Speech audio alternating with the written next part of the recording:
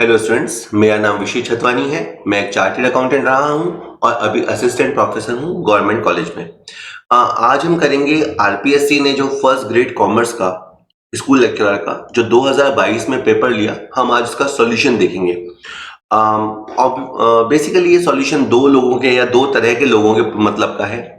पहला तो वो जो लोग पेपर देके आए हैं और जानना चाहते हैं कि सॉल्यूशन क्या रहे वगैरह, या उनको पता लगे कि क्या उन्होंने सही किया और क्या उनसे गलत हो गए।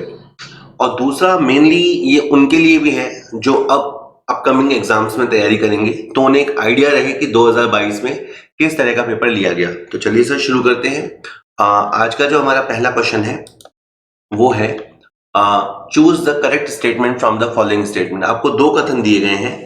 पहला दिया गया है कि human resource development is a part of human resource management, and दूसरा कथन है human resource management is a part of human resource development. Actually एक वर्ड होता है ह्यूमन रिसोर्स मैनेजमेंट और एक वर्ड होता है ह्यूमन रिसोर्स डेवलपमेंट। आगे जाके ये पूछने वाला है कि ये दोनों बराबर हैं, ये दोनों बराबर नहीं है, ये छोटा है या बड़ा है। तो मैं आपको पहले इसके बारे में बताता हूँ। ह्यूमन रिसोर्स मैनेजमेंट जो है वो एक बड़ा कंसेप्ट है, ब्रॉडर कंसेप्ट है ह्यूमन रिसोर्स डेवलपमेंट के मुकाबले। तो इन दोनों स्टेटमेंट में ये जो फर्स्ट स्टेटमेंट लिखी हुई है कि ह्यूमन रिसोर्स डेवलपमेंट जो एचआरडी है वो एचआरएम का पार्ट है, वो बिल्कुल सही लिखा हुआ है। जो पहला स्टेटमेंट लिखा हुआ है वो सही लिखा है, ठीक है। यानी यूं समझिए कि ये ह्यूमन रिसोर्स डेवलपमेंट अगर ये है तो ह्यूमन रिसोर्स मैनेजमेंट ये है, तो ये इसका पार्ट होता है। तो चार ऑप्शन दे कि पहला कथन सही है, दूसरा सही है, पहला कथन गलत है कि दोनों कथन सही हैं। तो इसमें केवल और केवल फर्स्ट स्टेटमेंट सही है जहां ये लिखा है कि HRD is a part of HRM, ठीक है। हिंदी में अगर कहें तो मानव संसाधन विकास जो है वो मानवीय संसाधन प्रबंधन का अंग है। आगे मैं इसको दो चीजों से जस्टिफाई भी करूंगा, देखिएगा। देखिए क्यों ऐसा है। ये कहते हैं कि जो एचआरएम होता है, ह्यूमन रिसोर्स मैनेजमेंट होता है, मतलब मैनेजमेंट वाइडर टर्म है, बड़ी टर्म है, बड़ी अवधारणा है। एचआरएम में क्या आ गया है, आपका नियोजन, that is planning, staffing, development, निगरानी, रखरखाव, संबंध प्रबंधन, मूल्यांकन जैसी कई संगठनात्मक गतिविधियां शामिल है। तो ये ब्रॉडर कंसेप्ट है। विकास एक नैरो कॉन्सेप्ट है, मतलब इस कॉन्टेक्स्ट में उसमें आप केवल क्या करोगे, ट्रेनिंग करोगे, सिखाओगे, कैरियर विकास करोगे, उनका टैलेंट मैनेजमेंट करोगे, उनके प्रदर्शन का मूल्यांकन या अप्रेजल करोगे, कर्मचारी जुड़ा हुआ सशक्तिकरण। ये हिंदी इंग्लिश में लिखा हुआ है, आप इसको स्क्रीनशॉट ले सकते हैं, ठीक है। और इसको और आप देखिए जो एचआरएम फंक्शन है उसमें देखिए कितने सारे फंक्शन है। एचआरएम की प्लानिंग करना, स्टाफिंग करना, डेवलपिंग करना। तो डेवलपिंग एक बहुत छोटा सा पार्ट है, ठीक है। इतने सारे एचआरएम के फंक्शन में से developing is one of them, ठीक है। तो इसलिए इसने कहा था, आपको लगेगा कि सर इतना क्या समझा रहे हो, पर ये पहला ही क्वेश्चन था जो मेरे पास पेपर सेट अवेलेबल था, उसमें ये फर्स्ट क्वेश्चन था। क्योंकि एबीसीडी अलग अलग सीरीज के क्वेश्चन होते हैं, तो किसी के पास ये 17वें नंबर पे 17वें नंबर पे भी हो सकता है। तो उसमें यही था कि एचआरडी जो है वो एचआरएम का एक भाग है और ये कथन सही है, ठीक है। तो सेकंड क्वेश्चन देखते हैं। Revolution in agriculture in India is known as, तो खेती खेती के क्षेत्र में जो क्रांति हुई थी वो कौन सी है। श्वेत क्रांति, लाल क्रांति, नीली क्रांति, हरित क्रांति। बहुत ही आसान क्वेश्चन है, हरित क्रांति, ग्रीन रिवॉल्यूशन इसका आंसर है। वैसे हम जानते हैं कि जो दूध दही के मामले में, दूध के मामले में क्रांति हुई थी वो व्हाइट रिवॉल्यूशन होता है, दूध सफेद होता है।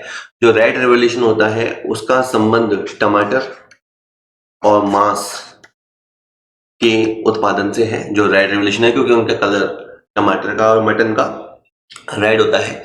और जो ब्लू रिवॉल्यूशन का संबंध है वो मछली या जो समुद्री जीव होते हैं, जो इनको अपन सी फूड कहते हैं, उनके उत्पादन से ब्लू रिवॉल्यूशन संबंध है, क्योंकि जो समुद्र होता है उसका प्रायः रंग नीला होता है। तो इस तरह से है, तो सिंबॉलिक है, आप समझ सकते हैं। तो जो खेती के मामले में हुआ था वो हमारे यहाँ हरित क्रांति हुई थी। सो नेक्स्ट है, which of the following factor is not included in the economic factors affecting consumer behavior। ठीक है, देखिए आज मैं सच बताऊं तो मेरे लिए वीडियो बना लेना आसान है, क्योंकि मैं तसल्ली से बना रहा हूँ, एग्जाम गुजरने के 5 दिन बाद बना रहा हूँ, देख देख के भी हो सकता है काफी सारे क्वेश्चन मैंने बन लगाए हों। मेन क्या होता है, एग्जाम में प्रेजेंस ऑफ माइंड होता है। देखिए वहां पे, और प्रेजेंस ऑफ माइंड कहने की बात है, लेकिन आता वो तैयारी से है, जो आपकी 6 महीने की, 12 महीने की या 18 महीने की, या मैं मानता हूं कि कोई भी एग्जाम कम से कम 2 साल की तैयारी है, सिंसियर तैयारी अगर कहें। यानी अगर आप वो बंदा या बंदी है जो फर्स्ट शॉट में सिलेक्शन चाहते हैं। पहली बार में जो लोग सिलेक्शन चाहते हैं वो ऐसे शॉर्टकट्स नहीं लेते, ये भी फॉर्म भर लो, वो भी भर लो, फिर 6 महीने की तैयारी करेंगे, फिर देख लेंगे, कर लेंगे, ऐसा नहीं करते। वो लोग सिस्टमैटिक तैयारी करते हैं और फिर वही तैयारी फिर उनके रिजल्ट में परिलक्षित होती है और दिखाई देती है।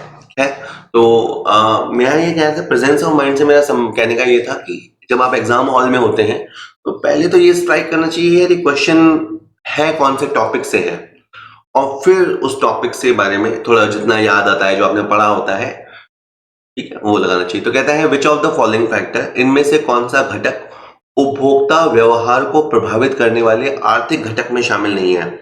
इसीलिए क्वेश्चन हिंदी और अंग्रेजी दोनों में पढ़ने चाहिए। कई बार क्या होता है कि जैसे जो पेपर सेटर है उसने मान लो किसी क्वेश्चन किसी इंग्लिश बुक से लिया है, तो बाद में उसको ट्रांसलेट करता है और गूगल ट्रांसलेट करता है, तो प्रॉपर होता है नहीं होता है, या कभी हिंदी से लेता है और उसको इंग्लिश ट्रांसलेट करता है, तो दोनों में थोड़ा सा मिसमैच हो सकता है लिटिल बिट, वो मशीनी तरीके से ट्रांसलेट होता है इसलिए।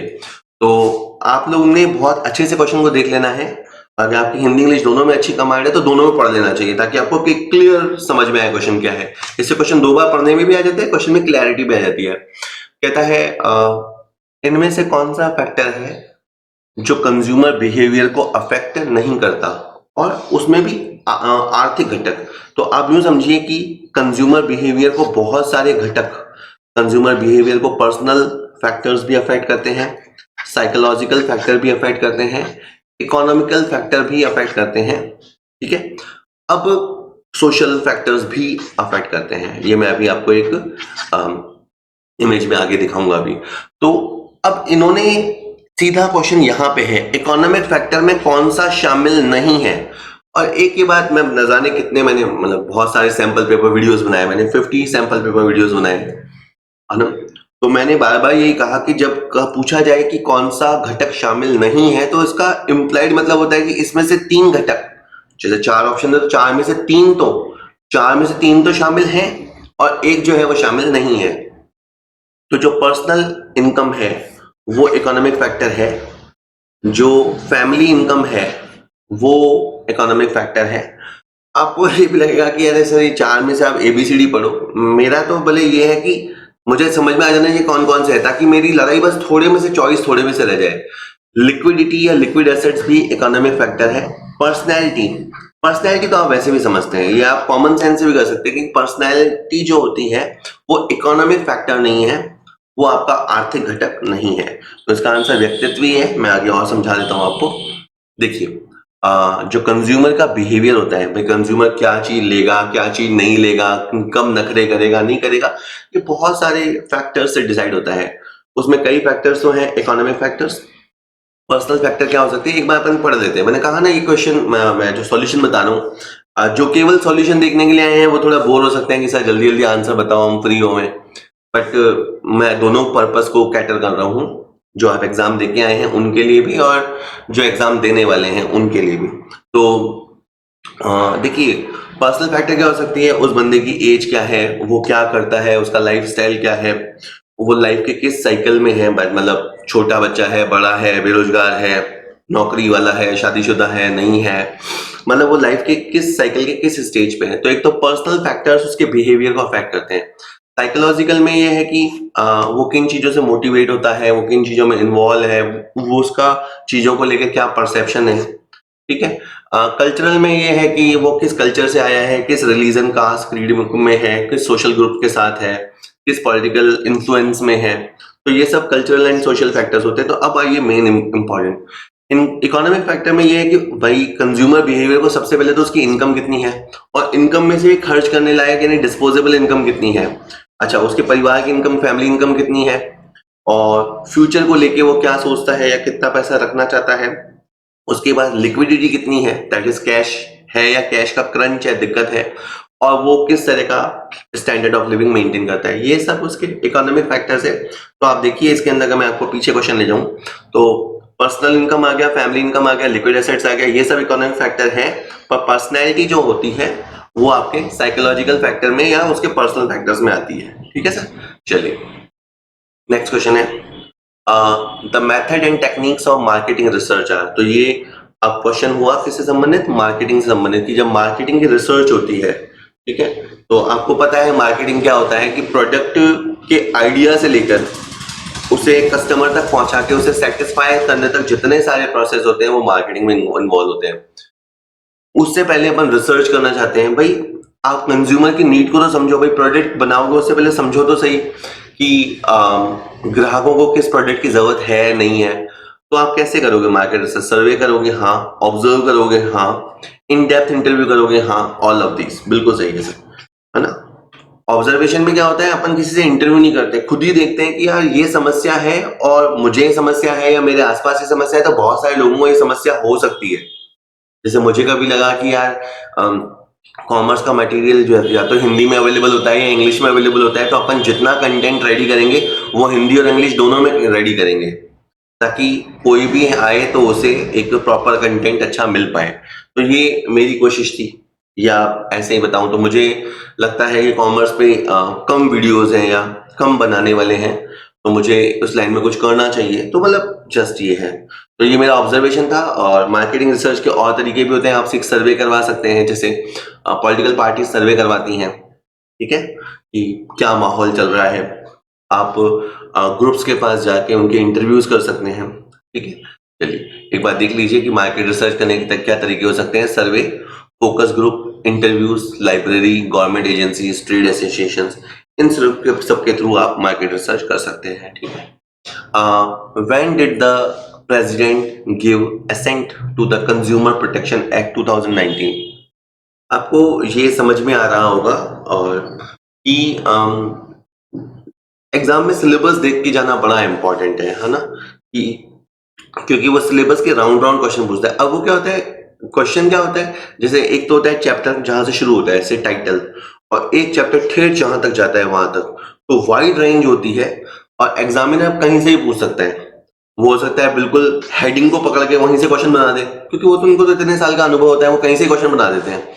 और या वो बिल्कुल एंड में, बिल्कुल कोने में छुपा हुआ क्वेश्चन, जैसे होता है ना घर के कमरे होते हैं, तो बिल्कुल कोने में जहाँ पड़ा होता है कचरा, वहां से क्वेश्चन उठा ले, ठीक है। तो इन्होंने स्टार्टिंग से उठाया है कि बताइए कि जो कंज्यूमर प्रोटेक्शन एक्ट है 2019, उसको कब असेंट दी है उन्होंने, अगस्त में, 9 अगस्त 2019 को, 9 अक्टूबर 2019 को, 7 सितंबर 2019 को, या 7 नवंबर 2019 को। तो अगस्त के महीने में उस समय जो राष्ट्रपति थे रामनाथ जी कोविंद, उन्होंने उसे अपनी असेंट दी थी, ठीक है। उसी दिन फिर ये आपके राजपत्र में प्रकाशित हो गया था, जो गजट ऑफ इंडिया होता है उसमें प्रकाशित हो गया था, और फिर ये जुलाई 20 से तो लागू ही हो गया था, तो अगस्त 19, ठीक है। जैसे मैंने कहा कि आज मेरे लिए बता देना आसान है, पर मैंने जो वीडियोस बनाए थे या जो सैंपल पेपर रिलीज किए थे उसमें एक क्वेश्चन था, विधेयक को, ये जो बिल है उसे 9 अगस्त 2019 को भारत के तत्कालीन राष्ट्रपति श्री रामनाथ कोविंद जी से स्वीकृति मिली। उसी तारीख को भारत के राजपत्र में उसे अधिसूचित किया गया था। मैंने जो क्वेश्चन दिया था वो अधिसूचित वाला क्वेश्चन था, इन्होंने, लेकिन वो अधिसूचना की तारीख और इस मामले में राष्ट्रपति से स्वीकृति की तारीख सेम ही थी, और यह अधिनियम 20 जुलाई 2020 से लागू हुआ, ठीक है सर। चलिए उसके बाद है education psychology is definitely branch of psychology which prominently helps the cause of। अब ये साइकोलॉजी का क्वेश्चन है जो मुझे इतनी अच्छी नहीं आती है, हालांकि मेरा मन है कि एक बार जीवन में मैं साइकोलॉजी जरूर पढ़ूंगा और पढ़ाऊंगा, बट अभी के लिए मैं इनमें डिटेल से व्याख्या नहीं करूंगा, सीधे आंसर दे दूंगा कि ये जो एजुकेशन साइकोलॉजी है, ठीक है, शैक्षिक मनोविज्ञान है, ऑब्वियसली बात है साइकोलॉजी एक बड़ा ग्रुप है, उसका एक पार्ट है, तो ये मेनली किस में हेल्प करता है, टीचिंग मोटिवेशन में, पर्सनालिटी लर्निंग में, टीचिंग लर्निंग में, बिल्कुल ये टीचिंग और लर्निंग में मैटर करता है। तो ये एक आसान सा क्वेश्चन था, मतलब टीचर्स के लिए है एजुकेशन साइकोलॉजी, और मेन तो लर्निंग पे जोर है, एंड जो आउटकम है कि वो लर्निंग होना चाहिए, लर्निंग नेवर स्टॉप्स। उसके बाद है which of the following model guided teachers to go to the depth of the content. इनमें से कौन सा मॉडल ऐसा है जो शिक्षक को विषय वस्तु की गहनता की ओर अग्रसर करता है, inquiry model, concept attainment model, advance organiser model, interaction analysis model. तो कॉन्सेप्ट अटेनमेंट मॉडल, अगेन मैंने कहा जैसे मुझे ज्यादा इनके बारे में जानकारी नहीं है, तो आप किसी भी वीडियोस में देख सकते हैं जो साइकोलॉजी के एक्सपर्ट वीडियोस हो, ये तो मैंने कहीं से आंसर मंगा ली और साइकोलॉजी का आंसर जस्ट आ रहे हैं तो मैंने इसलिए दे दिए हैं कि फिर भी अब इसको मैं अभी तो इसको यूं ही याद कर लूंगा कि ऐसा कौन सा मॉडल है जो टीचर्स को कंटेंट की डेप्थ में जाने के लिए कहता है, यानी आपकी कंसेप्ट क्लियरिटी के लिए कहता है, तो वो है कंसेप्ट अटेनमेंट मॉडल जो है वो इस बारे में आपको गाइड करता है। प्रधानमंत्री आवास योजना ग्रामीण was launched in which of the following year? तो कहाँ से क्वेश्चन है, तो ये आपका रूरल डेवलपमेंट से क्वेश्चन है, ठीक है। तो प्रधानमंत्री आवास योजना आवास घर होता है। अब ये पूछ रहा है कि कौन से ईयर में लागू हुई है, तो एक आप जो पैटर्न समझ पा रहे हैं, आप पुराने कितने भी देख लीजिए, हर बार जो राजस्थान की योजनाएं हैं या जो सेंट्रल की योजनाएं हैं, क्योंकि सेंट्रल की योजनाएं कहीं ना कहीं तो राज्य में ही लागू होती है, तो उनमें से क्वेश्चन आते ही आते हैं। यानी वो देखते हैं कि आप कितना अवेयर हैं पॉलिटिकल सिस्टम या आपके आसपास हो रही योजनाओं को लेकर, या सरकारी योजनाओं की आपको जानकारी है भी या नहीं। तो योजनाएं देख के ही जानी चाहिए। भले कोई कहे अरे सर कितनी योजनाएं देखें, 50 योजनाएं हैं, 70 योजनाएं, मैं तो कहूँ 100 योजनाएं हो, आपको याद करनी पड़ेगी, क्योंकि वो आपको सारा गणित पता है। याद करोगे तो क्वेश्चन सही जाएगा, क्वेश्चन सही जाएगा तो मार्क्स आएंगे, मार्क्स आएंगे तो मेरिट में ऊपर आओगे, मेरिट में ऊपर आओगे तो नौकरी लगेगी, नौकरी लगेगी तो जीवन अच्छा होगा। तो अगर ये सब है तो फिर करना पड़ेगा। तो ऐसा नहीं होता सर वो सब योजनाएं याद करने में दिक्कत होती है, सर मौत आती है, कुछ भी है, कैसे भी करो याद करो।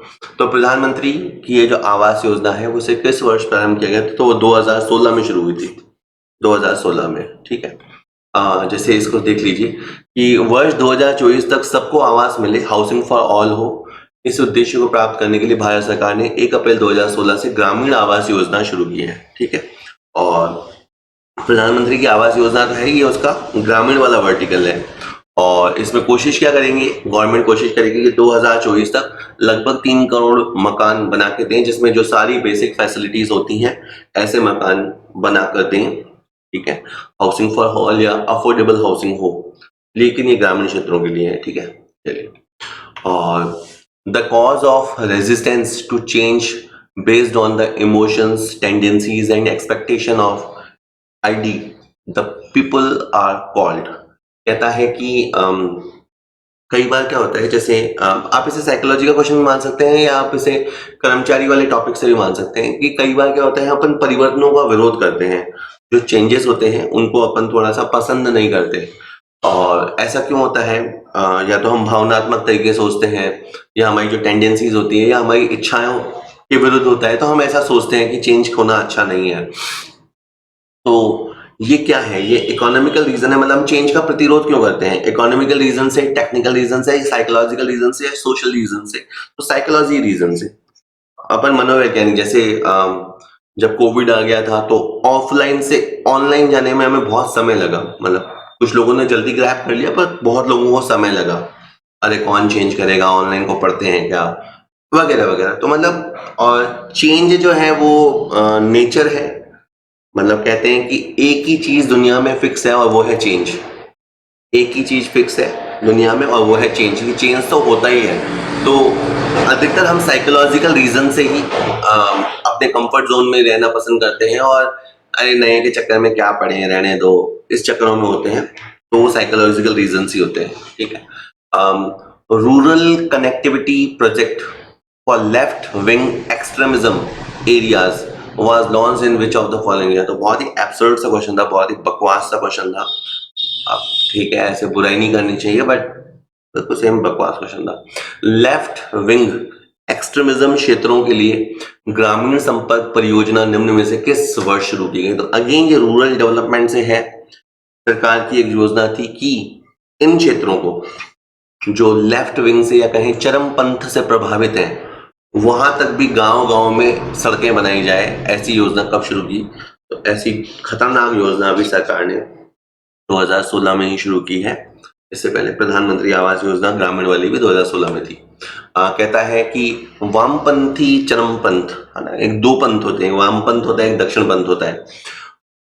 उनकी हिंसा से जो पीड़ित हैं, दूर दराज के इलाके, उनको निर्बाध कनेक्टिविटी, मतलब वो क्या होता है, कट जाते हैं, मतलब शहर से कट जाते हैं, संभाग से कट जाते हैं, वहां तक सरकारी महकमा, सरकारी सुविधाएं, सरकारी योजनाएं पहुंच नहीं पाती। तो एक सीमलेस कनेक्टिविटी देने के लिए 28 दिसंबर 2016 से प्रधानमंत्री ग्राम सड़क योजना के तहत एक विशेष परियोजना शुरू की। तो प्रधानमंत्री की ग्राम सड़क योजना चलती है जहाँ गांव-गांव तक सड़कें बनाई जाती है, और ये तो है कि सड़कों के मामले में तो देश की स्थिति बेहतर हुई है, वो आप मानोगे ही मानोगे। तो ये सड़क संपर्क परियोजना है। बेसिकली ये आपका जो है, ये है आपका आरसी। आरसी से मतलब है रोड कनेक्टिविटी, पी का मतलब है प्रोजेक्ट। अब मैं यहाँ पढ़ दूंगा, ध्यान दीजिएगा। आरसी का मतलब है रोड कनेक्टिविटी, पी का मतलब है प्रोजेक्ट, एल डब्ल्यू का मतलब है लेफ्ट विंग, और ई मतलब है एक्सट्रीमिज्म। तो ये भी चीज होती है जो माथे पे चढ़ जाती है तो चरमपंथी हो जाती है ना, मतलब हम सही बाकी सब गलत, तो ऐसे वाले हो जाते हैं लोग। और ये जो एरिया है वहां पे सड़क पहुंचाई जाएगी। कुल मिला के बात है कि वहां पे एक सड़क पहुंचाई जाएगी, और ग्रामीण विकास मंत्रालय इसका नोडल मंत्रालय होगा। नोडल मंत्रालय मतलब होता है जो हेड करता है ना, कोई सी भी योजना होती है उसको जो हेड करता है, जो उसको देखता है, मॉनिटर करता है, गाइडेंस देता है, वो होता है नोडल मंत्रालय। संपर्क परियोजना लागू करेगा, और यह प्रोजेक्ट भी जो सारे के सारे दिशा निर्देश, गाइडेंस हैं या जो प्रोसीजर्स होते हैं उनको फॉलो करेगा। ठीक है, चलिए नेक्स्ट देखते हैं। Which special zone has been established for export promotion. तो बहुत आसान सा क्वेश्चन था। एक्सपोर्ट प्रमोशन अगेन आप देखो इन्होंने क्या किया, सिलेबस में से उठाए हैं। सिलेबस में क्या है, एक्सपोर्ट वगैरह है ना, फॉरेन ट्रेड, दशा दिशा इस तरह का। तो एक्सपोर्ट को प्रमोट करने के लिए बनाया गया है special protected zone, special reserved zone, special restricted zone, special economic zone. तो स्पेशल इकोनॉमिक जोन SEZ है ना। हम जब बीकॉम में होते हैं तो इनकम टैक्स पढ़ते हैं, तो वहां पे कभी ना कभी स्पेशल इकोनॉमिक जोन सुना हुआ होता है, और ये निर्यात को मोटिवेट करता है। कैसे करता है, मैं आपको एक इमेज बताता हूँ, जरा देखिए। जो स्पेशल इकोनॉमिक जोन होता है उसमें क्या होते हैं, फ्री ट्रेड जोन होते हैं, एक्सपोर्ट प्रोसेसिंग जोन होते हैं, फ्री जोन्स होते हैं, इंडस्ट्रियल पार्क और इंडस्ट्रियल एस्टेट होते हैं, free ports, free economic zones, urban enterprises zones. तो मतलब एक डेडिकेटेड एरिया होता है कि बस आप तो यहाँ आ जाओ, सस्ती बिजली, सस्ती कनेक्टिविटी आपको मिलती है, आप तो बस माल बनाओ बढ़िया क्वालिटी का, एक्सपोर्ट करो और विदेशी मुद्रा भंडार हमारे पास आए। ये पर्पस होता है। निर्यात को बढ़ावा देने के लिए स्पेशल इकोनॉमिक जोन, विशेष आर्थिक क्षेत्र बनाए जाते हैं। Which of the following is not included in the unrecognized capital market? Money lenders, indigenous bankers, debenture holder, Sarraf. ठीक है, देखिए पहले तो आप ये देखिए कि असंगठित पूंजी बाजार। तो पूंजी बाजार वो है जो पूंजी उपलब्ध कराए, है ना। मतलब कोई व्यक्ति समझो काम करना चाहता है, ठीक है, अब काम करना चाहता है तो उसको पैसा चाहिए, कैपिटल चाहिए। तो कैपिटल के लिए ये बंदा छोटा या बड़ा हो सकता है, छोटा बंदा या कंपनी हो सकती है, या तो वो बैंक की तरफ मूव करे। तो जब वो बैंक की तरफ मूव करता है तो वो तो होता है संगठित क्षेत्र, लेकिन कई बार वो चला जाता है साहूकारों के पास। बहुत सारे इसके रीजन भी हैं, क्योंकि आज भी ठीक है बैंक अब वैसे तो द्वार द्वार पहुंचने लग गए हैं, पर कई बार अभी भी बैंक नखरे करते हैं लोन वगैरह देने में। उनके अपने पैरामीटर्स होते हैं, उन पे अपन खरे नहीं उतरते तो वो लोन नहीं देते। तो आज भी लोग साहूकारों के पास जाते हैं। तो ये साहूकार जो क्षेत्र है वो असंगठित है। मतलब गवर्नमेंट के पास भी डेटा नहीं होगा कि कितने लोग हैं जो ब्याज पे काम चलाते हैं, चुपचाप में चल जाता है। तो गवर्नमेंट के पास जनरली आंकड़ा नहीं होता है कि कितने लोग ब्याज बट्टे का काम करते हैं। ये जो इंडिजीनियस बैंकर होते हैं, मतलब कुछ खास तरह के यूं कहें कि लोग होते हैं, ये देशी साहूकार या देशी बैंकर्स हैं। ये भी लोगों को उधार देते हैं, फसल कटाई के समय पैसा, फसल कटाई से पहले देते हैं, फिर फसल कटाई के बाद जनरली पैसा वसूल कर लेते हैं। और जो सर्राफ होते हैं, जो सर्राफ वैसे जो सोना चांदी का काम करते हैं, सुनार वगैरह होते हैं, उनके पास प्राय है लोग जाते ही हैं, है ना। जनरली लोग अपना कुछ गोल्ड वगैरह गिरवी रखवाते हैं और उनसे पैसा लेते हैं। इस तरह से काम होता है। तो ये जो मैंने तीनों एग्जांपल दिए ये असंगठित क्षेत्र हैं। जो डिवेंचर होल्डर है वो, उसमें तो आप जानते हो डिवेंचर होल्डर है तो डिवेंचर होगा तो कंपनी होगी, कंपनी होगी तो कंपनी डेफिनेट रजिस्टर्ड होगी। तो उन सब के बारे में सूचना है ये, ठीक है। अपने देश में बहुत सारी चीजें पता ही नहीं चलता क्योंकि अपने यहाँ संगठित क्षेत्र बहुत कम है ना, और असंगठित क्षेत्र बहुत व्यापक है। तो जितनी ही अपन वैसे योजनाएं वगैरह गवर्नमेंट बनाती है वो संगठित क्षेत्र के बारे में बनाती है, पर असंगठित क्षेत्र में कितनी गहराई है या कौन कहाँ कहाँ है वहां तक हम चीजें पहुंच नहीं पाते, मतलब वो डेटा के रूप में अवेलेबल नहीं होती। खैर, तो डिवेंचर होल्डर जो है वो संगठित क्षेत्र का उदाहरण है। या यूं कह लो कि वो असंगठित में शामिल नहीं है। ठीक है, एक मेरा एक तरीका है, कई बार वो काम करता है। जैसे यहाँ लिखा है वर्ड असंगठित, इसमें से अ काट दो और इधर शामिल नहीं है में से नहीं काट दो, तो मतलब नहीं से नहीं कैंसिल हो गया। तो क्वेश्चन एक तरह से क्वेश्चन मैंने बदल दिया। क्वेश्चन ये हो गया कि निम्नलिखित में से कौन कौन संगठित पूंजी बाजार में शामिल है। ये तरीका हर बार सही नहीं है, पर 90% केसेस में ये तरीका काम करता है। अ से अ, न नहीं से नहीं कट गया, तो अब क्वेश्चन ये होगा कि निम्नलिखित में से कौन सा संगठित पूंजी बाजार में शामिल है। तो जो डिवेंचर होल्डर है वो संगठित पूंजी बाजार में शामिल है ऐसा आंसर बन गया। हालांकि मैंने जो बताया ये 100% बात सही नहीं है, बट ये मोस्ट ऑफ द एमसीक्यूज को सॉल्व कर देती है। जिनको भी इनमें प्रॉब्लम आती है नहीं है, उनकी बीमारी का इलाज है ये सारी। Main areas of education psychology includes society, learner, learning process, learning situation. तो जो हम एजुकेशन साइकोलॉजी पढ़ते हैं तो उसमें आप क्या स्टडी करते हो, मतलब आपका एरिया ऑफ स्टडी क्या होता है? Society, learner, learning process, learning situation. तो ये तीनों होते हैं सर, है ना। मतलब पढ़ने वाला, पढ़ने का प्रोसेस, पढ़ने की परिस्थितियां। सोसाइटी से मतलब नहीं है। सोसाइटी तो बैठी है, सोसाइटी में बच्चे का रजिस्ट्रेशन करा दिया, बच्चे को हवाले कर दिया टीचर्स के, ठीक है। अब बच्चे को पढ़ाएगी, टीचर्स पढ़ाएंगे। तो एजुकेशन साइकोलॉजी का संबंध बी, सी और डी से है, तो आप इसका आंसर सी दे सकते हैं। ठीक है सर, चलिए नेक्स्ट है A, B and C are partners in a firm. If A withdraw 3000 at the time of beginning of each month, what will be the interest on drawing charge to A at the end of the year if rates is 12% by annum? बड़ा आसान सा question है, आसान सा question है। ये question भी मैं दावे से कह सकता हूँ कि मैंने बहुत सारे अपने सैम्पल पेपर्स में दिया। आप पूरा पूरा समझ पा रहे हैं कि मैं मेरे सैम्पल पेपर्स का भी प्रमोशन कर रहा हूँ, क्योंकि मैंने 50 सैम्पल पेपर्स बनाए थे और करीबन 7500 MCQ हमने लोगों को दिए थे, लोगों ने परचेज किए थे मात्र 249 में। ऑब्वियसली बात है वो अभी भी हमारे ऐप पे अवेलेबल है और हमेशा अवेलेबल रहेंगे। तो 249 रुपये में ही हमने बहुत शानदार, तो क्या मतलब 7500 MCQ दिए थे। अच्छे क्वालिटी के MCQs थे, ठीक है। उसमें से आए क्वेश्चन आए करीबन 150 में से अपन 40 क्वेश्चन के लिए दावे से कह ही सकते हैं कि 40 क्वेश्चन तो उसमें से आए हैं। ज्यादा आते तो ज्यादा खुशी होती, बट मैं अलग सोचता हूँ, एग्जामिनर अलग सोचता है, तो थोड़ा फर्क आता ही है। अच्छा, इस बार ये आप समझ रहे होंगे, इससे पहले साइकोलॉजी की बात करें। साइकोलॉजी के क्वेश्चन बिल्कुल लड्डू लड्डू है, बिल्कुल आसान आए हैं। सबसे पहले तो कमर तोड़ क्वेश्चन आते हैं। साइकोलॉजी के क्वेश्चन झेलने अपने आप में बड़ी मुसीबत होती थी। इस बार क्वेश्चंस कम भी आए हैं और आसान ही आए हैं। मतलब कोई बहुत साइकोलॉजी नहीं भी पढ़ के गया है तो अटेम्प्ट कर सकता था। है ये एक रेगुलर क्वेश्चन था जहां 3 लोग हैं, उसमें से एक के बारे में है कि वो 3000 रुपए हर महीने ड्राइंग करता है, ठीक है।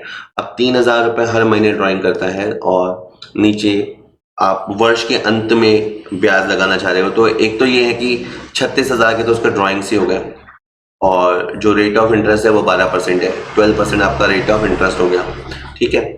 और अपने को पता है जो महीने के शुरू में ड्राइंग करता है उससे हम 6.5 महीने का ब्याज लेते हैं, ठीक है। 3 तरीके अपन जनरली देखते हैं उसमें। कुछ लोग, उनका पैटर्न होता है महीने के शुरू में लेना, कुछ लोग महीने के बीच में लेते हैं, कुछ लोग महीने के अंत में लेते हैं। तो ये 12 से 12 कैंसिल हो गया, इसकी पॉइंट डिलीट करके ये मैंने 0 नीचे इंसर्ट कर ली, 3030 कट गया, ठीक है। 36 को आप 65 से इंटू करेंगे, जब आप 36 मल्टीप्लाई 65 करेंगे तो आपका 2340 आएगा। वो आप मल्टीप्लाई करके देख लेना, ठीक है। तो इस तरह से आपका आंसर आएगा। Next question is an amount set aside to meet known liability is known as. कहता है जब हम कुछ पैसा साइड में रख देते हैं किसी नोन लायबिलिटी के लिए, तो वो उसे हम क्या कहेंगे? General reserve, revenue reserve, provision या सीक्रेट रिजर्व? तो बहुत आसान क्वेश्चन था, प्रोविजन हम उसे कहेंगे, क्योंकि प्रोविजन के साथ खासियत क्या होती है कि आपको जो लायबिलिटी होती है वो नोन होती है, लेकिन उसकी जो अमाउंट होती है वो अननोन होती है। एग्जाम्पल समझते हैं। जो प्रोविजन फॉर टैक्स है, तो प्रोविजन फॉर टैक्स का मतलब क्या है? हमने क्यों प्रोविजन बनाया है? टैक्स के लिए। तो अगर हमने कमाया है तो टैक्स तो लगेगा, उसका फैसला अगले 3-4 महीनों में हो जाएगा। तो कमाया है तो टैक्स तो लगेगा। लायबिलिटी तो नोन है, लेकिन उसकी अमाउंट हमें को एग्जैक्टली नहीं पता होती, ठीक है। तो ज्ञात दायित्व के लिए, ज्ञात दायित्व की अज्ञात राशि के लिए जो हम रखते हैं अमाउंट साइड में, तो वो है प्रोविजन। जैसे मान लो कि मैंने 30,000 का प्रोविजन बना दिया, इसका मतलब मैं सोच रहा हूं कि कहीं ना कहीं मेरे ऊपर 30,000 की लायबिलिटी आ सकती है। या एक और नाम हो गया जैसे प्रोविजन फॉर रिपेयर। तो अगर आपके पास टू व्हीलर या फोर व्हीलर है, अगर आपने लिया है तो पूरे साल में कभी ना कभी तो बिगड़ेगा ही और पैसा खर्च करना ही पड़ेगा। तो जैसे आपने 5,000 का प्रोविजन बना लिया, तो गाड़ी है तो बिगड़ेगी, ये तो श्योर है, और कितना नुकसान होगा एग्जैक्टली वो आपको नहीं पता होता है, लाइबिलिटी नोन होती है। एक और लास्ट एग्जांपल ले लेते हैं, प्रोविजन फॉर बैड डेट्स। अगर आपने उधार दिया है तो पैसा डूबेगा ही डूबेगा, थोड़ा थोड़ा बहुत तो डूबेगा। अब कितना डूबेगा आपको नहीं पता, लेकिन डूबेगा तो सही। तो आप थोड़ा पैसा रख देते हो। उससे फॉर एग्जाम्पल आपने 10,000 रुपए रख लिया, तो आप मेंटली तैयार हो 10,000 रुपए तक की बैड डेट्स के लिए, ठीक है। तो ये प्रोविजन होता है। बाकी ये जो होते हैं रेवेन्यू रिजर्व में पैसा रखना, यानी मतलब कंपनी पैसा डिस्ट्रीब्यूट ना करे, कंपनी लोगों को डिविडेंड ना दे, लेकिन पैसा रख ले। क्यों रख लिया, किस पड़ा रहेगा, सर काम आएगा। मतलब कंपनी ने प्रॉफिट्स को अपने पास रख लिया, रिटेन कर लिया कि क्या पता कब काम आ जाए। तो वो जो होता है, वो जो रखा हुआ पैसा होता है, वो रिजर्व होता है, जिसमें आपका कोई क्लियर कट ऑब्जेक्टिव नहीं होता, बट आप रख लेते हैं फॉर फ्यूचर अनसर्टेनिटीज, और कहें कि अपने आप को फाइनेंशियली स्ट्रांग रखने के लिए आप पैसा रख लेते हैं, ठीक है। गुप्त संचय तो वैसे ही हमारी बुक्स में रिफ्लेक्ट ही नहीं होता है, ठीक है। वो अभी एक क्वेश्चन उसके ऊपर आएगा, तब बात करेंगे। What was the initial problem noticed when the new economic policy started in 1991? कहता है कि 1991 में जो आपकी नई आर्थिक नीति आई, उसमें क्या इनिशियल प्रॉब्लम नोटिस की गई थी, है ना। थोड़ी सी इसकी इंग्लिश बहुत सही नहीं है। 1991 में नई आर्थिक नीति की शुरुआत के साथ ने सबसे जरूरी समस्या क्या थी, मतलब क्वेश्चन समथिंग ये है कि ऐसी मतलब उस समय कौन सी खास तरह की मुसीबत थी कि आपको न्यू इकोनॉमिक पॉलिसी लानी पड़ी, ठीक है। उस समय अपने को पता है कि वित्त मंत्री अपने मनमोहन सिंह जी थे और प्रधानमंत्री पीवी नरसिम्हा राव थे। तो 1991 में ऐसी क्या स्थिति बनी थी, या ऐसी वो कौन सी मेजर रीजन थी जिस वजह से आपको न्यू इकोनॉमिक पॉलिसी, जो एलपीजी वाली पॉलिसी होती है, वो आपको लानी पड़ी। पब्लिक सेक्टर पुअर परफॉर्म कर रहा था, इसलिए टैक्स रेट बहुत हाई चल रहे थे, इसलिए फॉरेन मनी का क्राइसिस था, विदेशी मुद्रा संकट था, इसलिए, या आप प्राइवेट सेक्टर को कंट्रोल करना चाहते थे, क्या रीजन था? तो इसका था कि फॉरेन मनी क्राइसिस चल रहा था उस समय, विदेशी मुद्रा का संकट चल रहा था।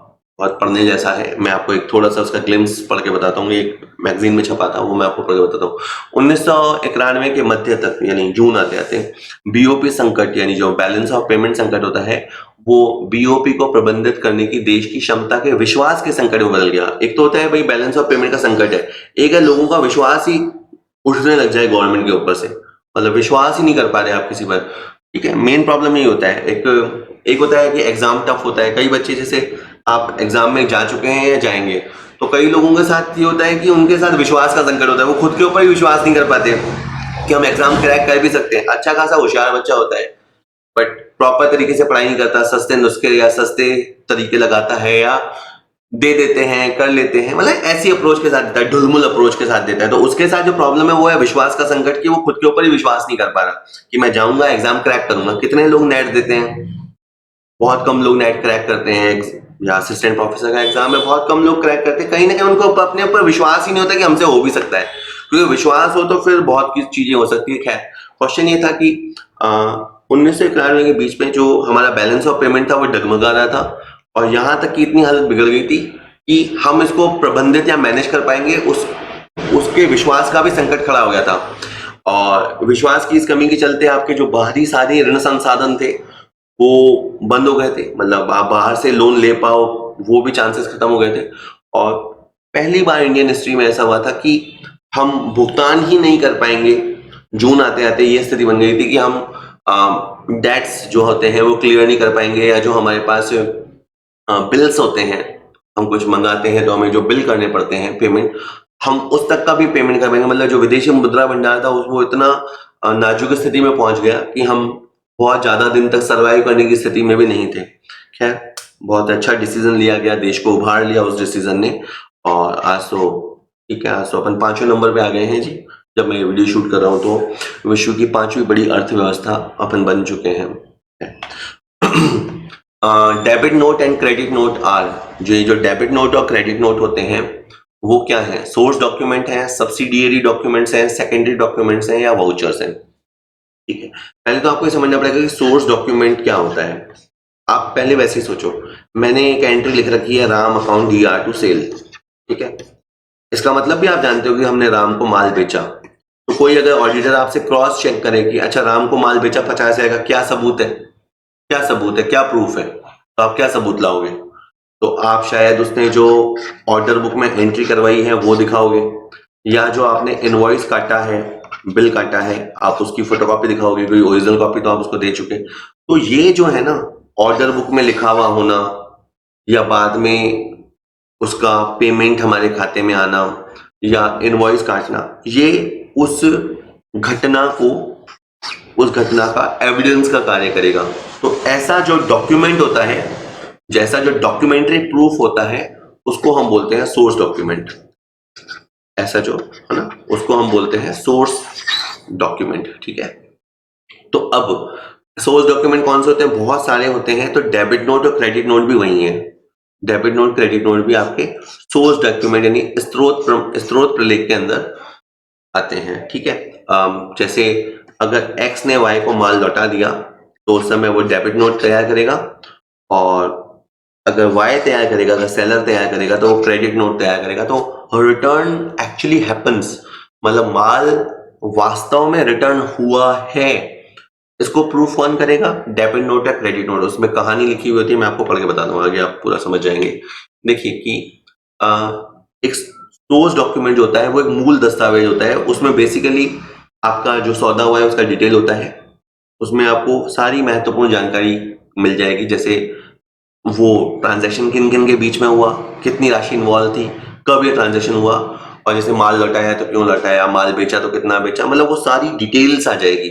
मैं फिर कह रहा हूँ, आप होता क्या है कि अपन जब 11th में आते हैं तो अपन जनरली जनरल एंट्री वाले चैप्टर से स्टार्ट करते हैं चैप्टर, लेकिन मैं ये कह रहा हूँ कि जनरल में जो लिखा होता है वो यूं ही नहीं लिखा होता है। जैसे फॉर एग्जांपल आपने एंट्री लिखी, मान लीजिए bank account DR to cash, जिसका सिंपली मतलब होता है कि आपने बैंक में पैसा जमा कराया। अब मैं कहूंगी बैंक में पैसा जमा कराया, क्या सबूत है? तो तुम शायद मुझे ये सबूत ला के दोगे कि एक जो अपन वो पे स्लिप भरते हैं, जो बैंक में पैसा जमा कराते हैं उस समय अपन पे स्लिप भर के देते हैं, वो लाके दोगे, या बैंक स्टेटमेंट लाके दोगे जिसमें 1 लाख रुपए जमा होता हुआ दिखेगा, तो वो आपका डॉक्यूमेंट्री प्रूफ बनेगा। तो सोर्स डॉक्यूमेंट क्या होते हैं?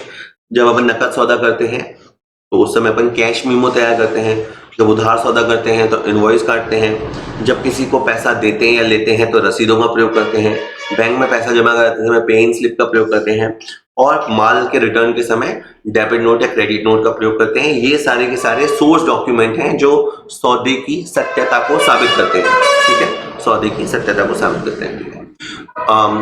विच of the following is an illustration of sunk cost? ये थोड़ा मुश्किल क्वेश्चन था, थोड़ा सा मुश्किल। संक कॉस्ट मतलब ऐसा पैसा होता है जो आपका डूब गया है, जब जो वापस नहीं आ सकता।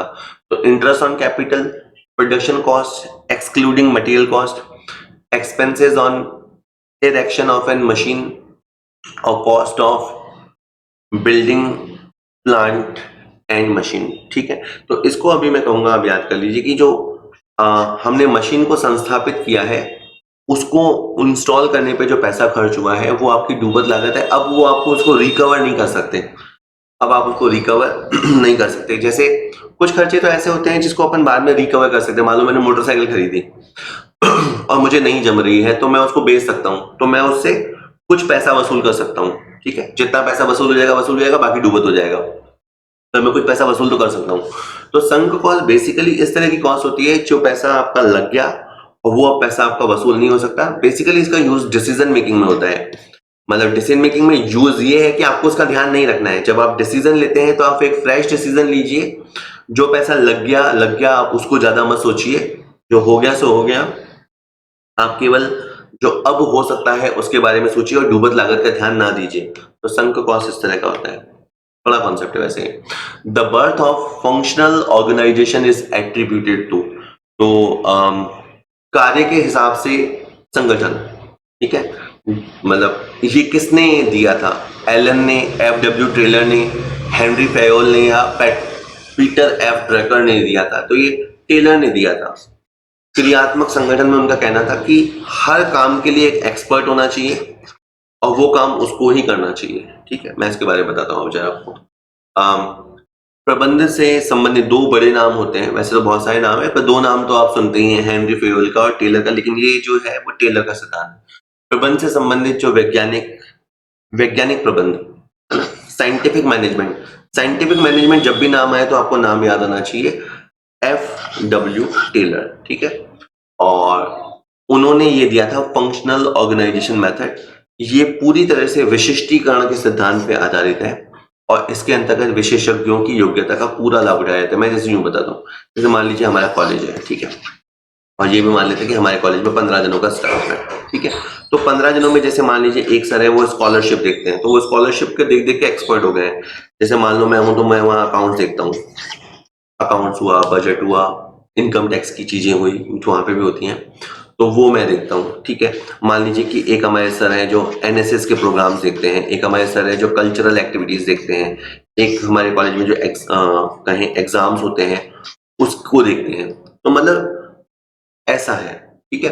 अब मतलब इसमें एक फायदा तो ये है कि एक व्यक्ति एक काम बार बार करता है तो उसके अंदर एक्सपर्ट हो जाता है, तो यही इसका मानना भी था टेलर का। हालांकि इसका एक नुकसान भी होता है कि एक व्यक्ति एक ही तरह का काम करता रहता है तो एक तो वो बोर हो जाता है, और दूसरा है कि कभी वो व्यक्ति इधर उधर हो जाए तो फिर बाकी लोगों को उस काम के बारे में पता ही नहीं होता है, तो वो दिक्कतें हैं। तो वो खैर क्रियात्मक संगठन के लाभ हानि है। बाय द वे अभी बात ये थी कि इसका जो प्रतिपादन किया था वो FW टेलर ने किया था।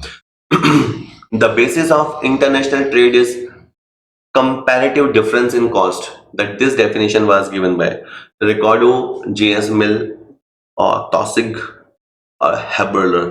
तो ये क्वेश्चन थोड़ा कॉन्सेप्चुअल हो गया क्वेश्चन एक्चुअली। ये अधिकतर ये जो यूपी TGT PGT होते हैं वो उसमें तो ये क्वेश्चन बहुत बार पूछा गया है। RPSC साइड इस तरह क्वेश्चन नहीं आता था, बट एनीवेज आ गया है। तो अंतरराष्ट्रीय व्यापार होता ही क्यों है? तो किसी ने कहा कि लागतों में जो अंतर होता है ना, लागतों में जो अंतर होता है, कॉस्ट में जो डिफरेंस होता है, उस वजह से अंतरराष्ट्रीय व्यापार होता है, वरना होता ही नहीं। ये किसने कहा था? तो ये बात रिकॉर्डो ने कही थी और बात सही भी है। मैं अभी आगे इसको बताऊंगा आपको। जैसे मान लीजिए कि एक खाड़ी कंट्रीज है, खाड़ी कंट्रीज के लिए पेट्रोल वगैरह बनाना आसान है, या जो क्रूड ऑयल है उनके लिए बनाना आसान है, और उनके लिए अनाज उगाना मुश्किल है, ठीक है। वहां पे क्योंकि रेगिस्तान है, बरसात कम है, तो उनके लिए अनाज उगाना मुश्किल है। अगर अपन बात करें इंडिया की या किसी और कंट्री की, तो अपने यहाँ तेल के कुएं वगैरह तो है नहीं, तो अपने यहाँ क्रूड ऑयल, पेट्रोल वगैरह ये का संकट है। दैट इज इनका, इसको अगर अपन बनाने जाएंगे तो बहुत कॉस्ट आएगी, लेकिन अपने यहाँ अनाज की पैदावार होती है। तो अब आप समझो, खाड़ी देशों के लिए अनाज उगाना मुश्किल है, या अनाज उगाएंगे तो लागत बहुत आएगी। इंडिया वालों के लिए क्रूड ऑयल एक्सट्रैक्ट कर पाना, निकाल पाना, बना पाना मुश्किल है, बनाने जाएंगे तो बहुत लागत आएगी। इसीलिए इन दोनों कंट्रीज के बीच में इंटरनेशनल ट्रेड होता है, ठीक है। वो महंगा ना पड़े, सस्ते में। भाई आप बना क्यों रहे हो महंगा जब सस्ते में कहीं से मंगा सकते हो? तो ये इंटरनेशनल ट्रेड का कारण हुआ। तो कारण बेसिकली क्या है? लागत में अंतर। अगर मान लो कि खाड़ी देश से अगर मान लीजिए 50 रुपए में पेट्रोल आ रहा है या क्रूड ऑयल आ रहा है, और अगर अपन 40 रुपए में इंडिया में बना रहे होते तो अपन कभी परचेज नहीं करते, ठीक है। या अपने यहाँ अनाज 20 रुपए का है और वहां अगर 15 रुपए किलो में पैदा हो रहा होता तो वो अनाज कभी अपन से नहीं खरीदते। तो ये जो लागतों में अंतर है, उसी वजह से फॉरेन ट्रेड होता है, और यही फॉरेन ट्रेड का बेनिफिट है। ये स्लाइड में लिखा हुआ है कि तुलनात्मक रूप से आपको लाभ मिले, ये आर्थिक सिद्धांत है जो 19वीं शताब्दी में ब्रिटिश अर्थशास्त्री डेविड रिकॉर्डो द्वारा विकसित किया गया था। उन्होंने कहा कि जब दो देश होते हैं वो समान वस्तुओं के उत्पादन में सापेक्षिक अवसर लागत देखते हैं। मतलब काफी खतरनाक सी वर्डिंग लिखी है, पर मैंने जो बताया सरल शब्दों में वही है कि लागतों का जो अंतर है वही इंटरनेशनल ट्रेड का बेनिफिट भी है, और वही इंटरनेशनल ट्रेड होने के लिए जिम्मेदार भी है। अगला question, purchasing power parity theory was given by Ohlin, Adam Smith, Gustav Cassel या हेरोल्ड। क्रय शक्ति समता सिद्धांत किसने दिया था? Purchasing power parity, PPP theory किन्होंने दी थी? तो ये इन्होंने दी थी, गुस्ताव कैसल ने, ठीक है। अगेन पढ़ के गए थे तो बहुत आसान है।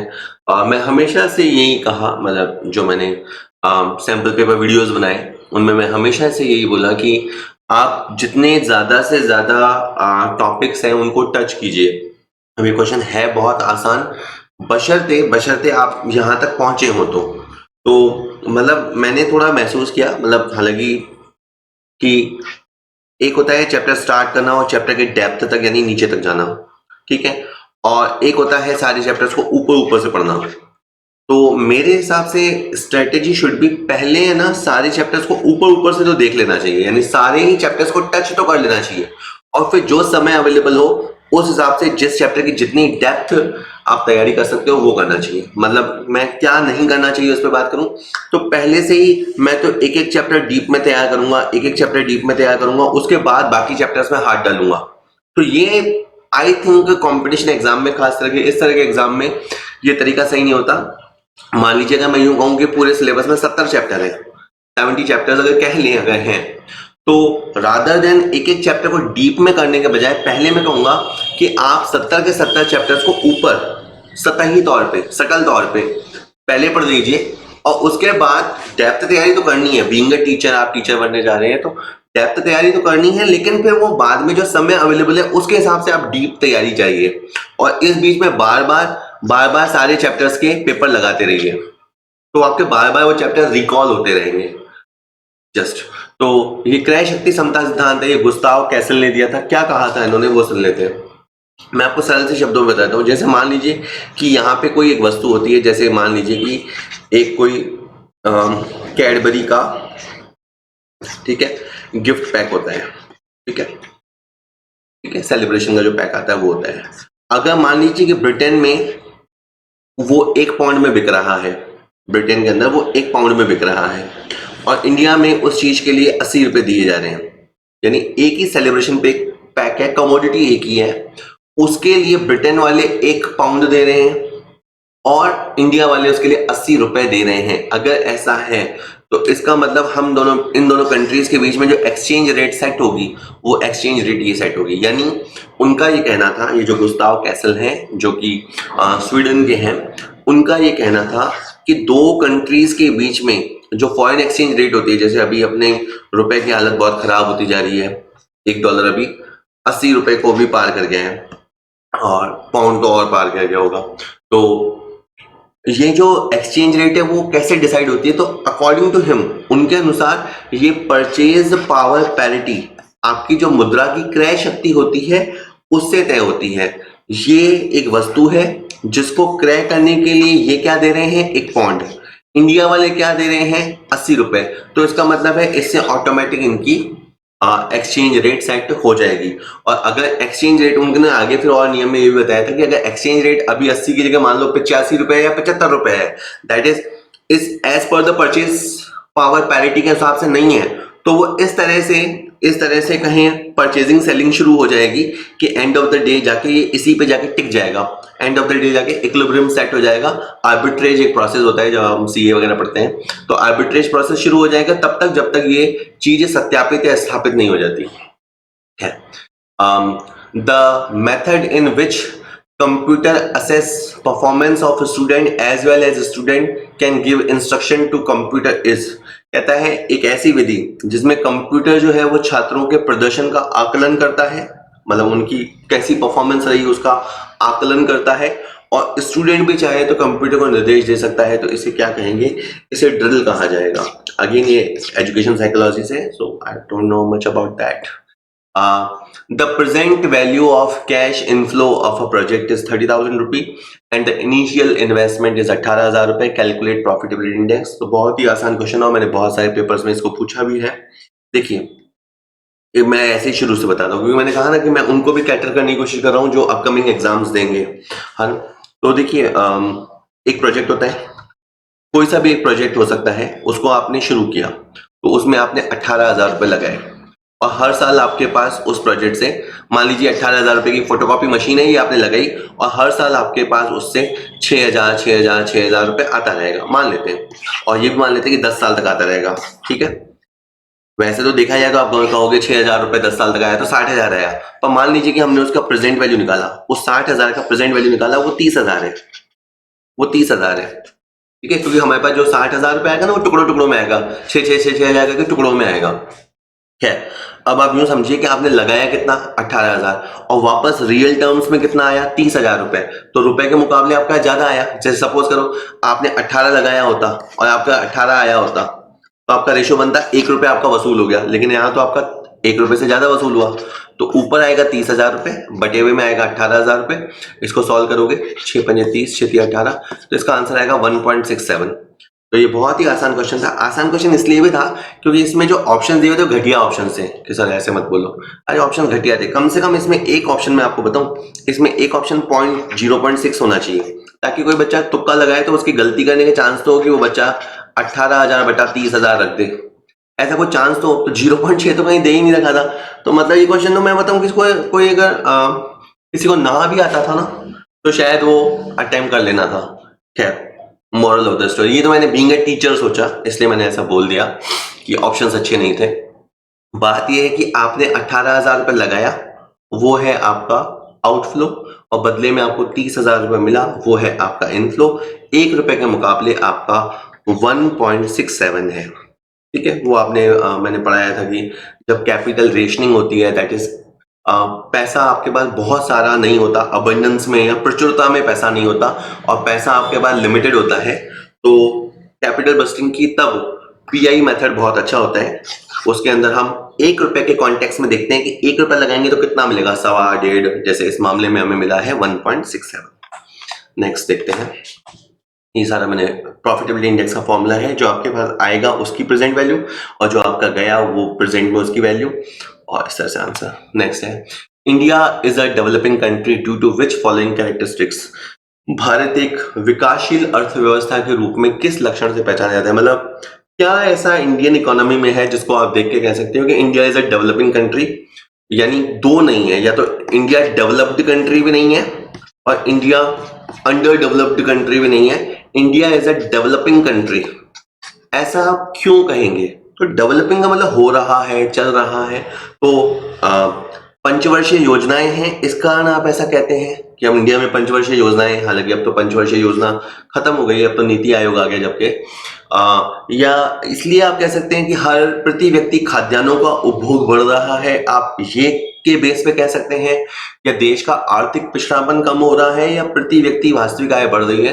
तो थर्ड और फोर्थ में टाइट फाइट थी, मैं I will go with fourth, बाकी तो देखें आरपीएससी क्या लेता है, but I will go with fourth, क्योंकि मैं जब ये वीडियो शूट कर रहा हूँ तब ऑफिशियल आंसर की नहीं आई है, तो मैं ये डिस्क्लेमर भी देना चाहता हूँ कि ये आंसर मेरे हिसाब से हैं जो मैंने मेरी नॉलेज से या रिसर्च करके निकाले हैं, बट कुछ आंसर्स मेरे बोलने से आप समझ जाओगे कि सर को भी लगता है श्योर नहीं है। तो थर्ड और फोर्थ में टाइट फाइट है कि देश का आर्थिक पिछड़ापन कम हो रहा है, उससे भी आप कह सकते हो कि डेवलपिंग है, या मैं आंसर तो ऐसे ही दे रहा हूं कि प्रति व्यक्ति वास्तविक आय, जिसको अपन बोलते हैं पर कैपिटा रियल इनकम, बढ़ रही है। मैं आपको एक बताता हूं, हमें जाके देखिएगा जरा, या देखिए ये प्रति व्यक्ति आय है।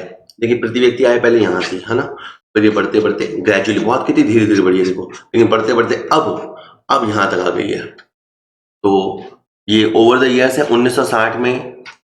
1960 में शायद ये $100 के आसपास थी, और $100 से बढ़ के अब ये $2,000 को क्रॉस कर गई है। ठीक है, $2,000 अगर अपन इसको 80 रुपए का डॉलर माने तो 1,60,000 रुपए पर कैपिटा इनकम आ रही है इस चार्ट के हिसाब से। तो आप कह सकते हैं इंडिया इज डेवलपिंग, इंडिया लगातार प्रोग्रेस कर रहा है, बट अभी भी डेवलप्ड नहीं था।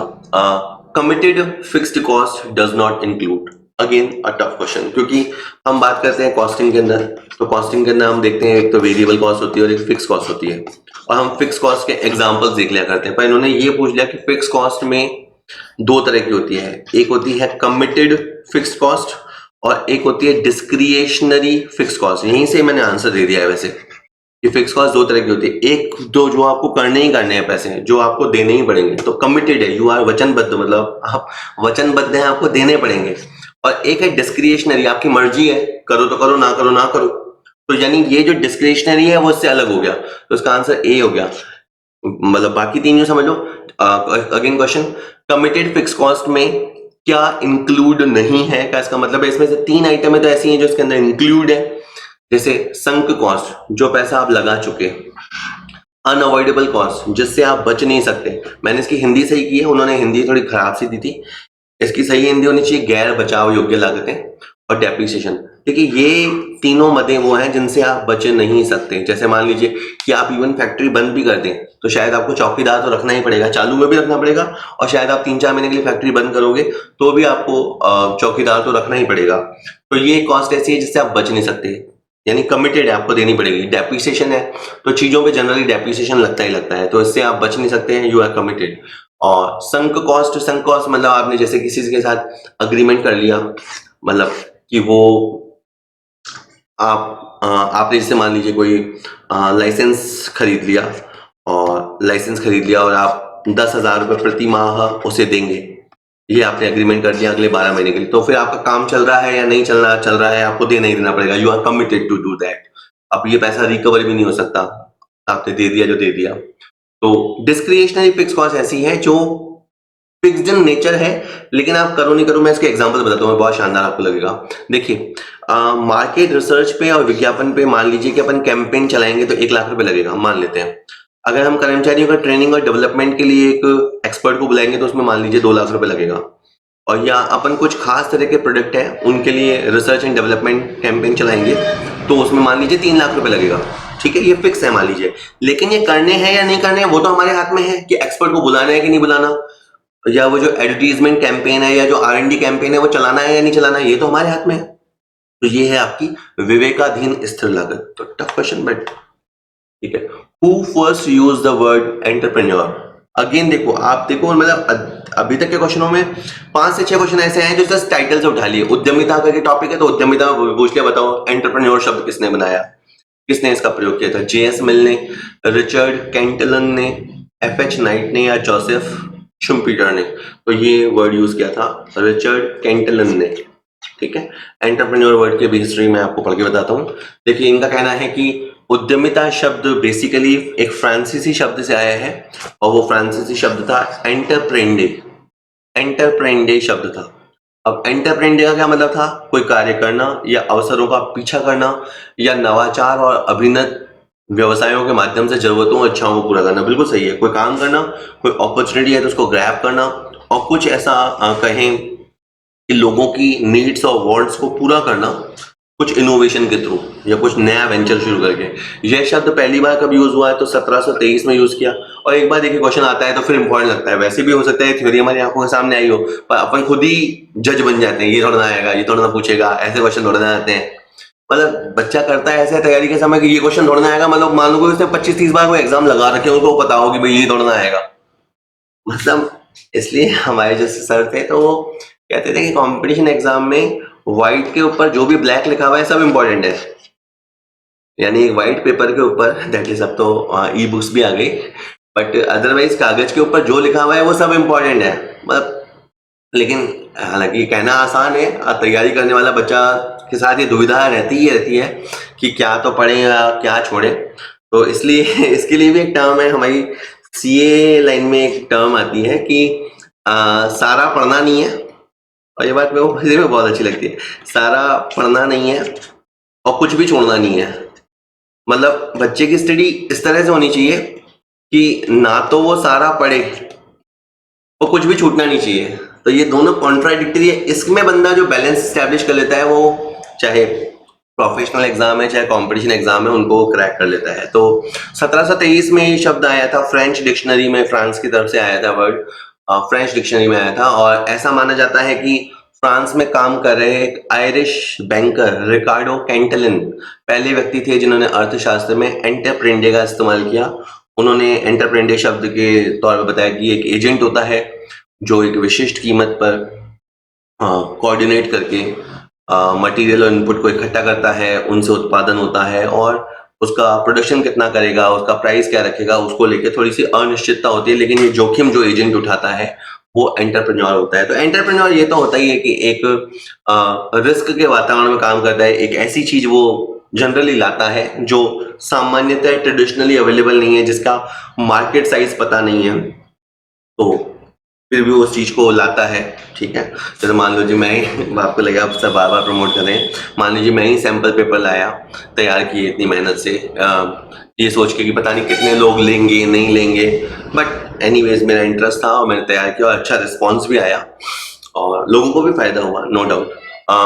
What do we call the movement of the economics of the world towards the unrestricted cross border movements of goods and service capital and the labour force.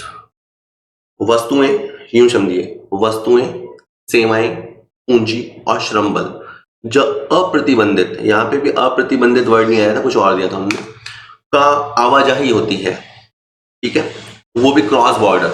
वापस सुनिए, जब आपकी वस्तु एक जगह से दूसरी जगह, तो क्या बोलेंगे इसको, क्रॉस बॉर्डर।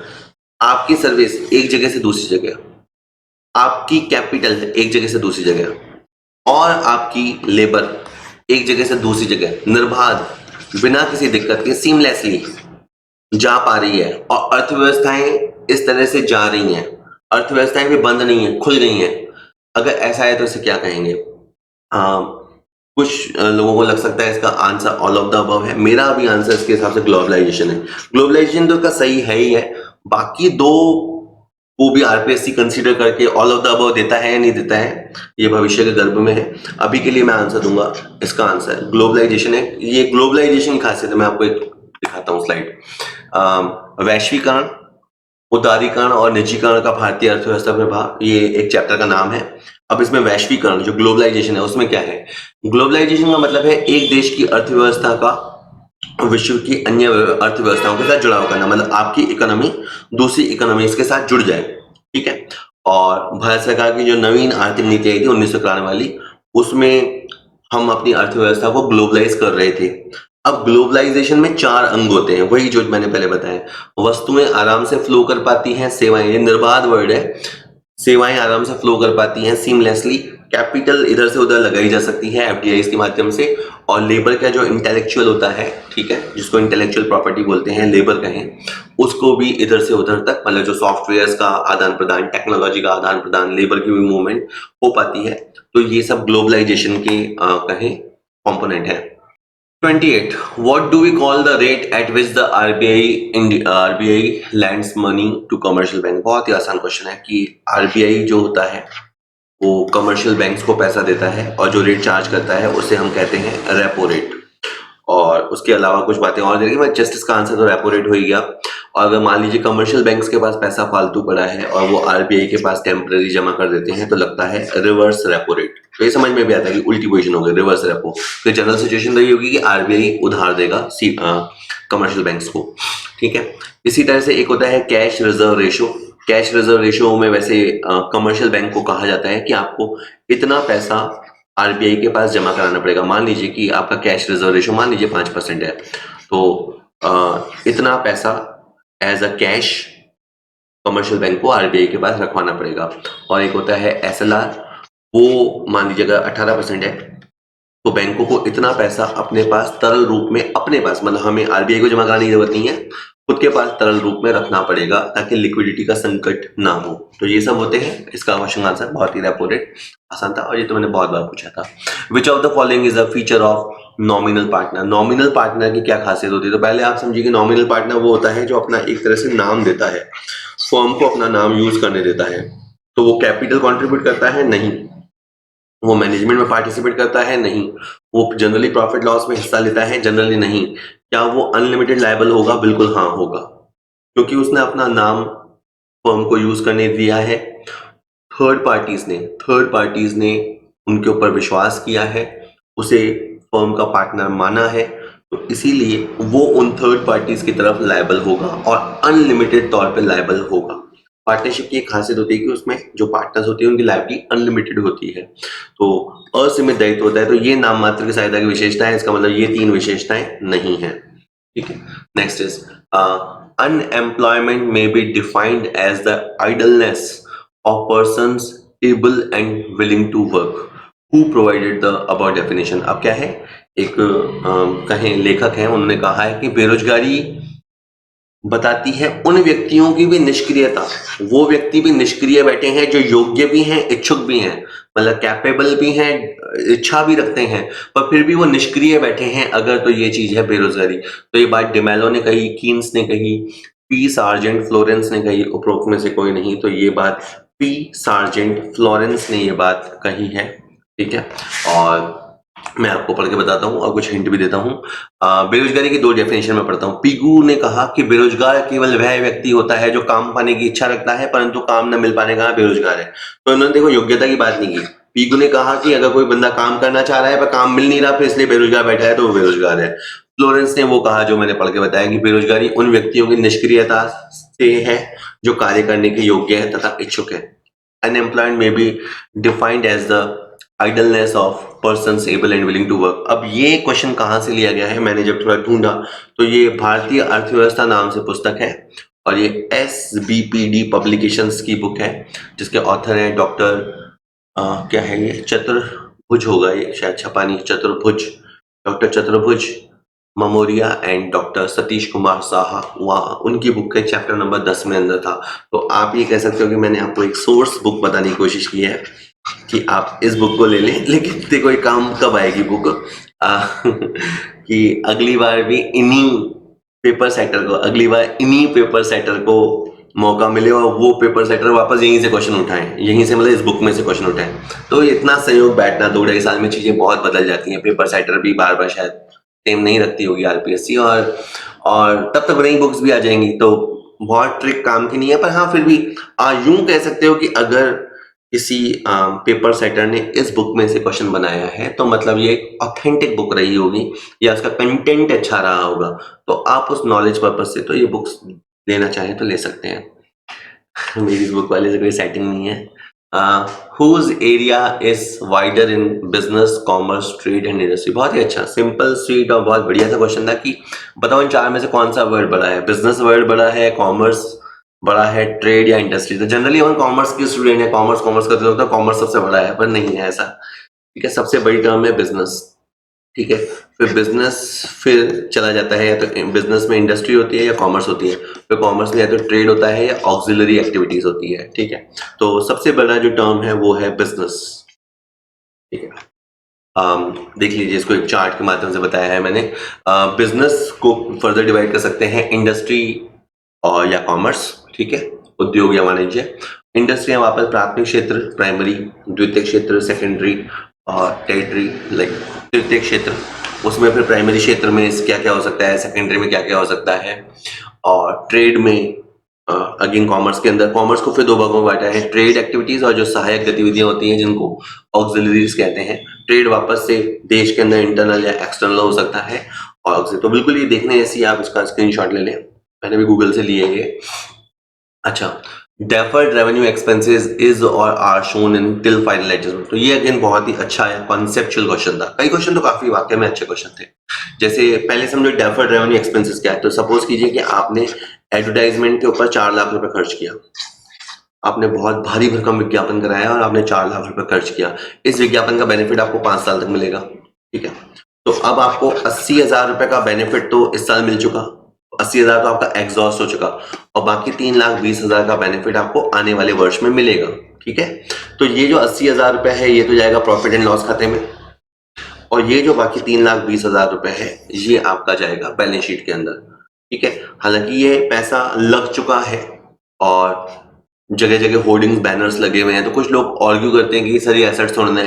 तो इसका जो कैटेगरी माना जाता है वो फिक्टिशियस एसेट्स कैटेगरी है, फिक्टिशियस एसेट्स की कैटेगरी में रखा जाएगा, और पूरा राइट ऑफ होने तक ये फिगर आपको बैलेंस शीट की एसेट साइड में दिखाई देगा। ठीक है, तो ये वाकई में ऐसा एक्सपेंडिचर है जो डेफर रेवेन्यू एक्सपेंडिचर। तो इसका जो रेवेन्यू पार्ट है वो तो चला जाता है पीएनएल में, और जितना पार्ट रेवेन्यू एक्सपेंडिचर का वो पार्ट जो हमने डेफर किया है, जिसको आपने स्थगित किया है, बाद में देखेंगे, वो आपका बैलेंस शीट में जाता है। तो इसका आंसर डी रहने वाला है।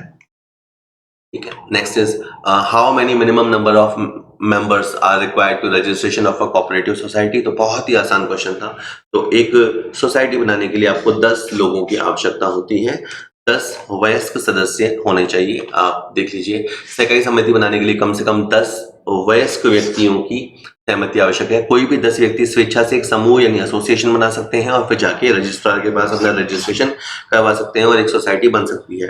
ठीक है, तो ये आप इसे कह सकते हैं कि बिजनेस ऑर्गेनाइजेशन वाले टॉपिक से क्वेश्चन था, या रूरल डेवलपमेंट के लिए भी बहुत सारी समितियां होती हैं, तो या एग्रीकल्चर के लिए बहुत सारी समितियां बनती हैं।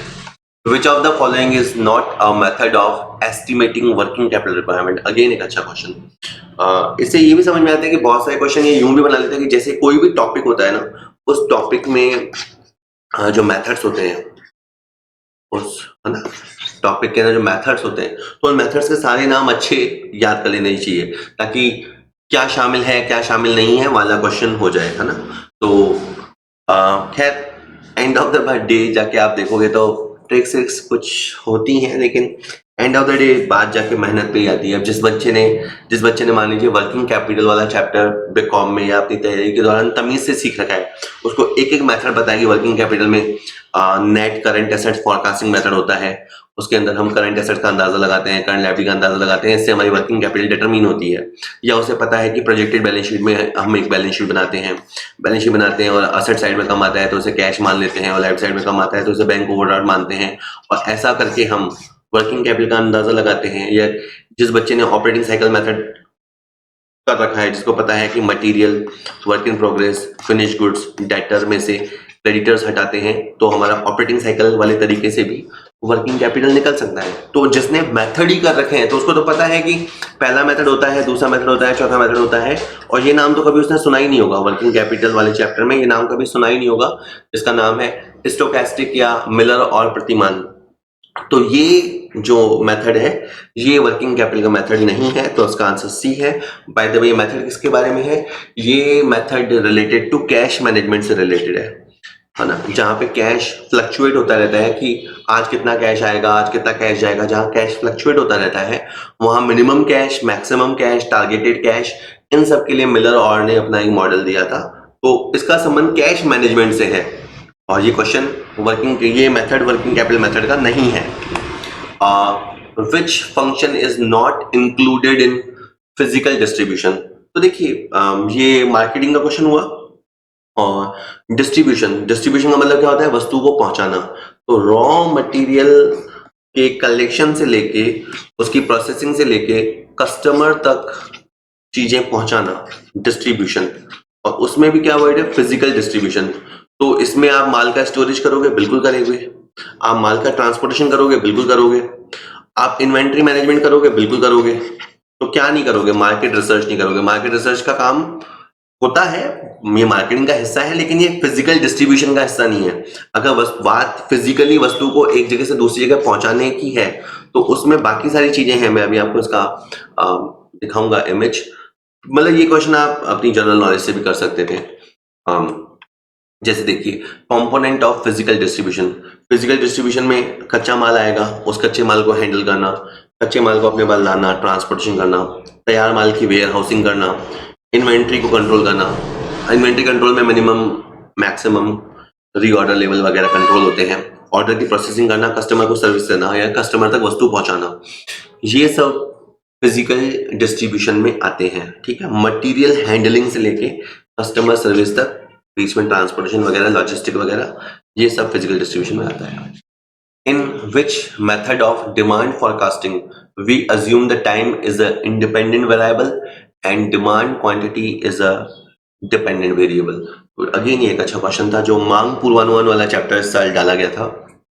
तो आप मांग का पूर्वानुमान बहुत सारी विधियों से कर सकते हैं, तो उसमें कौन सी विधि ऐसी है जो टाइम, है ना, टाइम को तो मानती है इंडिपेंडेंट और जो डिमांड है उसे मानती है डिपेंडेंट। तो मैं आपको एक फॉर्मूला बताता हूँ। जैसे मैंने लिखा YC equal to A plus BX, ठीक है। और जैसे मैं यहाँ लिख दूँ जैसे 400 प्लस 2X, तो ये पता है क्या है? ये मतलब मैंने एक रिग्रेशन इक्वेशन बनाया है और इससे मैं डिमांड प्रिडिक्ट कर सकता हूँ, डिमांड का अंदाजा लगा सकता हूँ। X की जगह जैसे मुझसे पूछा जाए कि 2025 में क्या होगा, तो 2025 को मैं एक नंबर दे दूंगा, उस नंबर के आधार पे 2025 की मेरी सेल या डिमांड आ जाएगी। 2035 में क्या होगा, तो मैं 2035 का जो भी अंक बनेगा वो अंक यहाँ X के स्थान पर प्लेस कर दूंगा, तो ये आ जाएगा। तो ये आपका एक तरह से ट्रेंड प्रोजेक्शन मेथड होता है।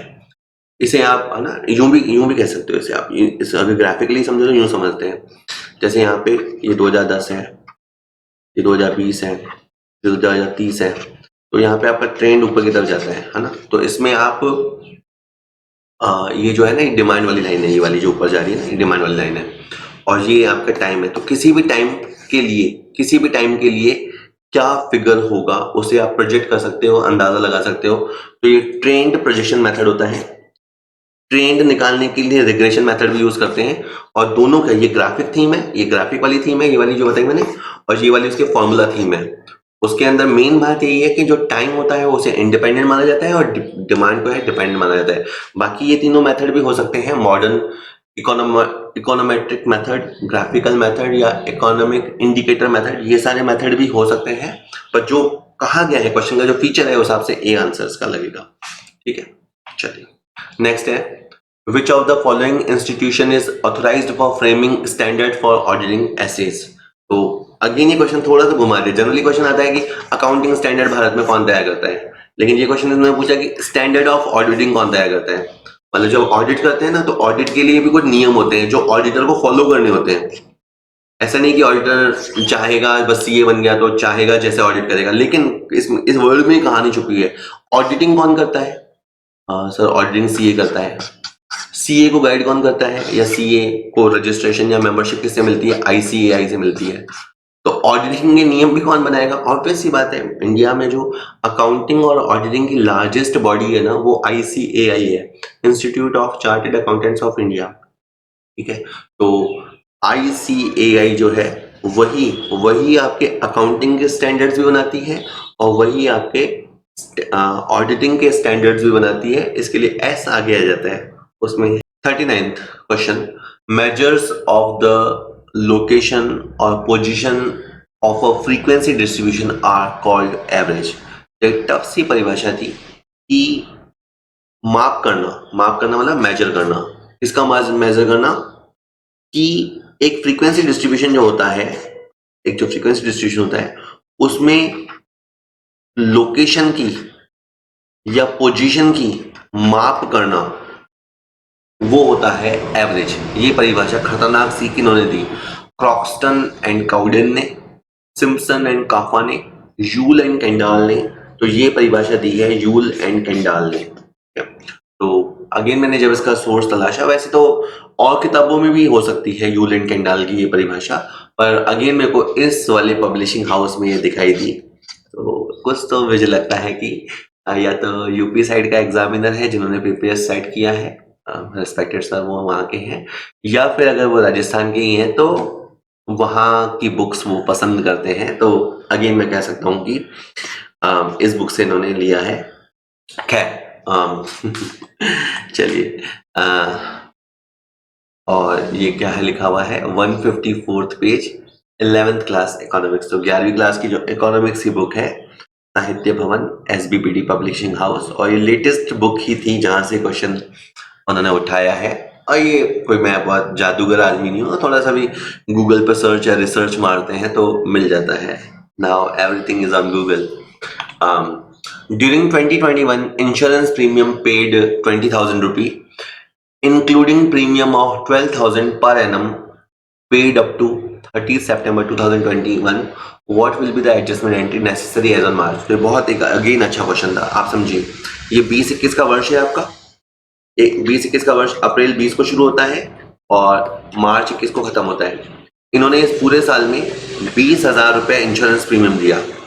अब 20,000 में से 12,000, 20 में से 12,000 का इंश्योरेंस प्रीमियम ऐसा है जो इन्होंने 30 सितंबर तक के लिए पे किया। यानी अगर आप थोड़े कहानी बनाएंगे तो ये 12,000 रुपए इन्होंने 30 सितंबर 2020 को दिए होंगे, और ये इनको 30 सितंबर 2021 तक काम आएंगे, है ना। ये ऐसा लिखा हुआ भी है साफ साफ कि 12,000 इन्होंने दिया है, पर एनम के फॉर्म से दिया है, और ये इनको मार्च खत्म होने के बाद अगले 6 महीने तक काम आएगा। तो बस मैं समझ में आ गया कि ये जो 12,000 है, इसमें आधा साल करंट ईयर से रिलेटेड है, और आधा साल का बीमा प्रीमियम अगले वर्ष से संबंधित है। तो प्रीपेड का एडजस्टमेंट है।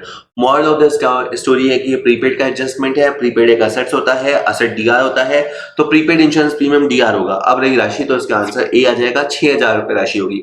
अगेन इसमें मैं कहूंगा ऑप्शन अच्छे नहीं थे।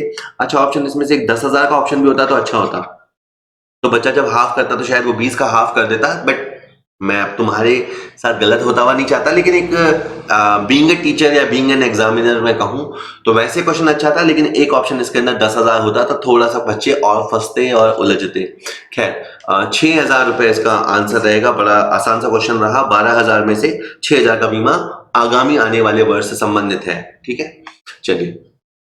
और ये क्वेश्चन बहुत अच्छा था। अब क्रेडिट सेल, इसमें क्या हुआ था, 200 रुपए की एक उधार बिक्री हुई थी। 200 रुपए का एक उधार माल बेचा था। हमने क्या किया, सेल को भी क्रेडिट कर दिया और डेटर को भी क्रेडिट कर दिया। यानी जब हम माल बेचते हैं उधार पे तो जनरली सेल सीआर होता है, वो तो सबको ही पता है, और डेटर जो होता है वो डीआर होता है। लेकिन इस बंदे ने जब पोस्टिंग करी, जो भी बंदा अकाउंटेंट रहा, जब उसने पोस्टिंग करी तो उसने क्या किया, उसने डेटर को भी सीआर कर दिया। ओके, तो अब मॉरल ऑफ द स्टोरी क्या हुई कि डेटर को होना तो चाहिए था डीआर, लेकिन डेटर को कर दिया गया है सीआर। तो जब आपका इस गलती पे ध्यान चला जाएगा तब आप डेटर को रेक्टिफाई करोगे, सेल को नहीं। सेल अपनी जगह सही है, सेल को प्रॉपर क्रेडिट किया है। तो डेटर को जब आप गलती को सही करोगे तो डेटर को आप डीआर करोगे 400 रुपए से। सर 400 कैसे, 200 ही तो है। 200 तो उससे डीआर करना था, वो वाला डीआर करोगे, और 200 जो आपने रॉन्ग क्रेडिट किया है उस पापों का प्रायश्चित करोगे। 200 रुपए का डेबिट नेचुरल और 200 रुपए का रिवर्सल डेबिट होगा। तो डेबिट जो हो जाएगा 400 का, नीचे आएगा सस्पेंस। भगवान जाने गलती क्यों हुई, तो सस्पेंस अकाउंट का यूज किया होगा, इसलिए सुधारते समय भी सस्पेंस का यूज होगा। इस तरह के न मालूम कितने क्वेश्चन मैंने रेक्टिफिकेशन ऑफ एरर वाले क्वेश्चन में दिए हैं।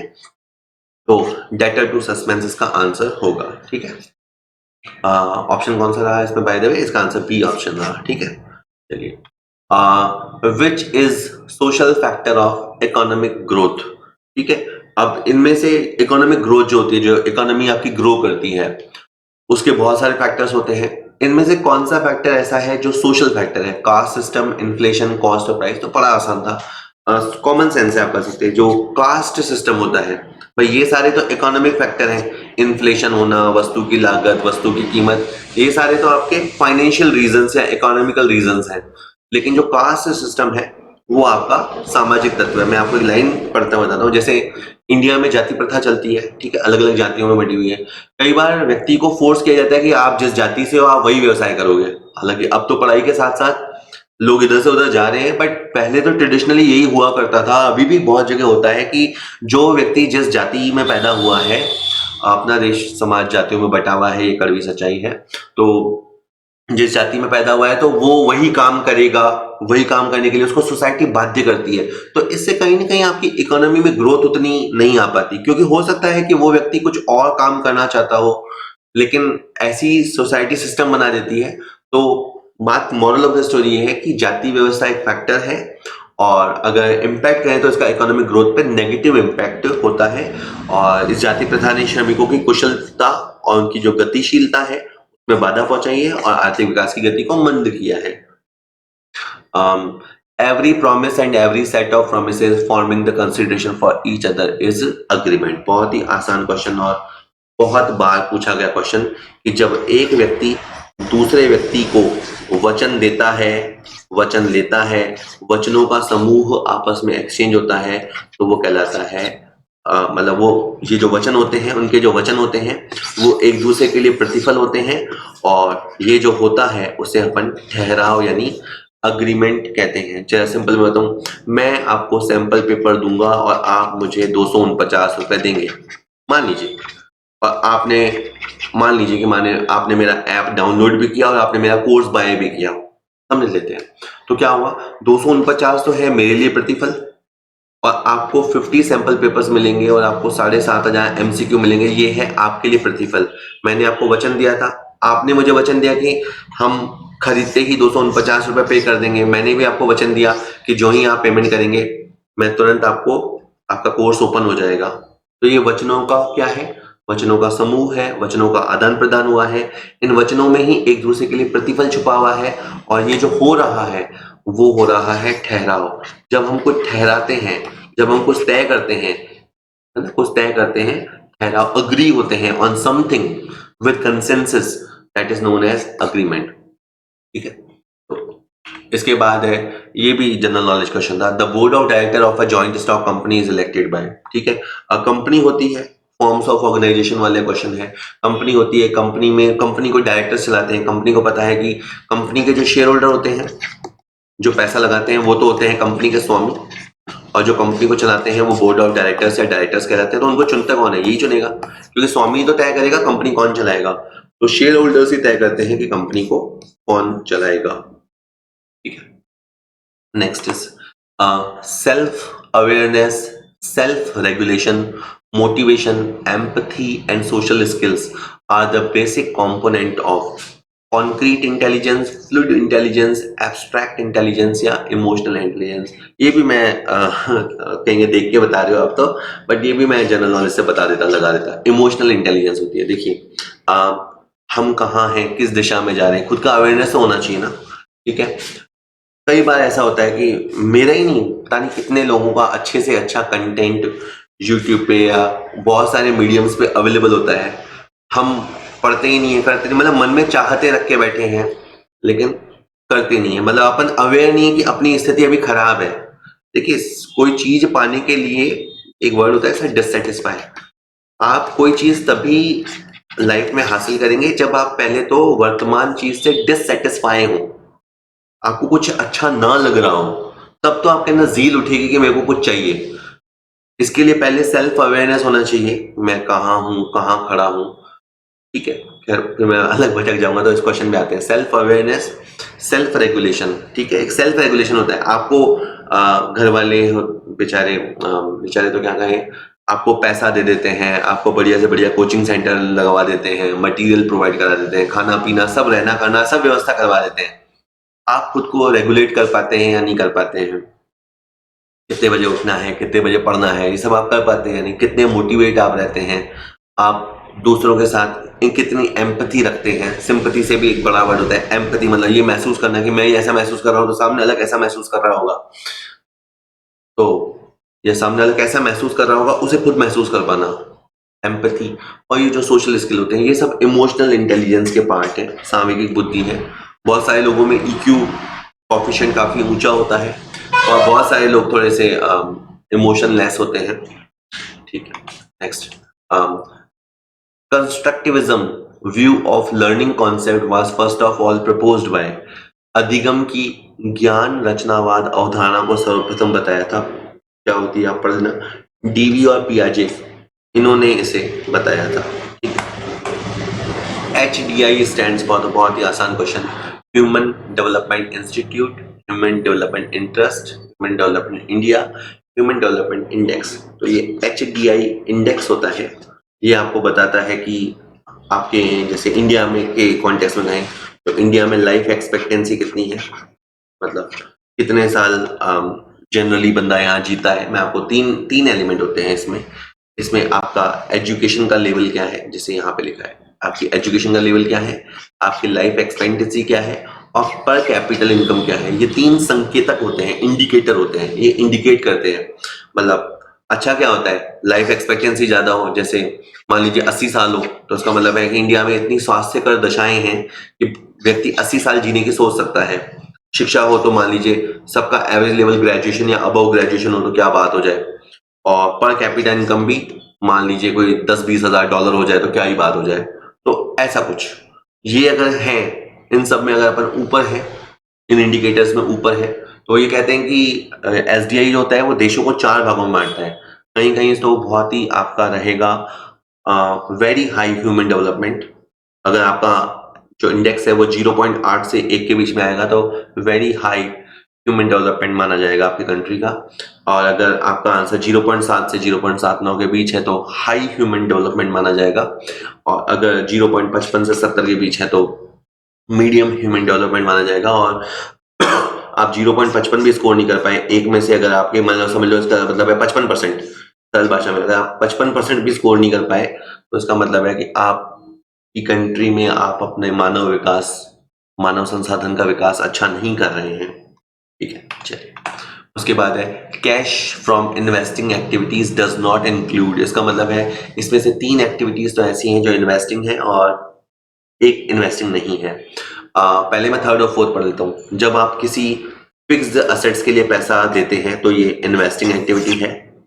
जब कभी आप इंटेंजिबल असेट्स को, जब कभी आप इंटेंजिबल एसेट्स को सेल आउट करते हैं तो वो भी इन्वेस्टिंग एक्टिविटी है। तो थर्ड और फोर्थ ये दोनों तो नो डाउट इन्वेस्टिंग एक्टिविटी है। फिक्स एसेट्स को परचेज करना और फिक्स एसेट्स को सेल करना, चाहे वो टेंजिबल हो इंटेंजिबल हो, वो इन्वेस्टिंग एक्टिविटीज होता है।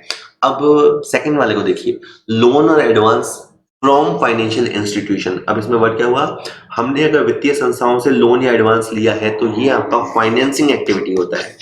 ऐसा नहीं कि इसमें ना फाइनेंशियल इंस्टीट्यूशन वर्ड आया इसलिए, नहीं। जब भी अपन किसी संस्थाओं से पैसा उठाते हैं, या तो हम शेयर कैपिटल के माध्यम से पैसा उठाते हैं, यानी जब भी अपन पैसे का बंदोबस्त करते हैं ना, शेयर कैपिटल से पैसा लेना, डिवेंचर इशू करना, लोन लेना, शॉर्ट टर्म लॉन्ग टर्म, ये जो लोन होते हैं ये आपके फाइनेंसिंग एक्टिविटी होते हैं। तो इसका आंसर तो यही है, ये जो सेकंड एक्टिविटी है ये फाइनेंसिंग एक्टिविटी है, या दूसरे शब्दों में कह लो इन्वेस्टिंग एक्टिविटी नहीं है। अब फर्स्ट में कुछ बच्चे फंस गए होंगे, सर इसमें भी तो ना लोन एंड एडवांस लिया हुआ है। आप ध्यान से देखिए, फर्स्ट पॉइंट में लोन और एडवांस हमने थर्ड पार्टी को दिए हैं।